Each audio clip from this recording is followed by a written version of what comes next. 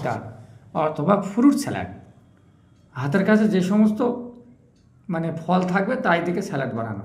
তো আমি এখানে দিলাম, দেখুন, শসা দিলাম, কাঁচা লঙ্কা কুচলাম, চিনি 1 চামচ দিলাম।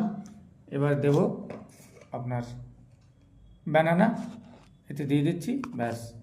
টক দই দেবো, টক দই দিচ্ছি, দেখুন।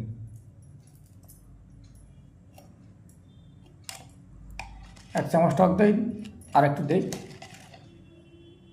ব্যাস 2 চামচ টক দই দিলাম। এবার একটু লবণ দেব,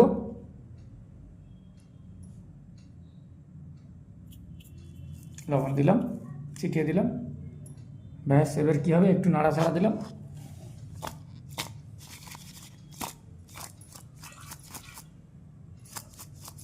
দেখুন। ধনে পাতা দেব, একটু ধনে পাতা দিলাম, ধনে পাতা কুচি দিলাম,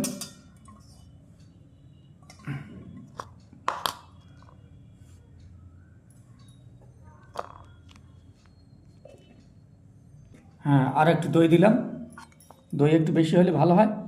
এবার একটু ভাজা জিরে দেব, একটু ভাজা জিরে, খুব সামান্য, ব্যাস। একটু ভাজা জিরে দিলাম,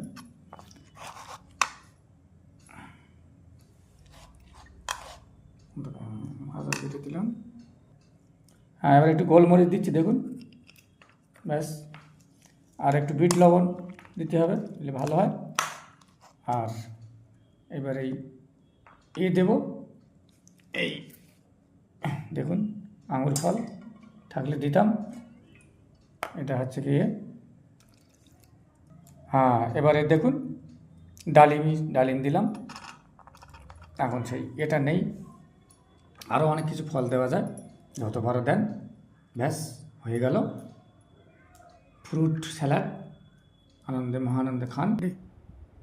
হ্যাঁ বন্ধুরা, খেয়ে দেখি। মস্ত, এখন খুব ভালো।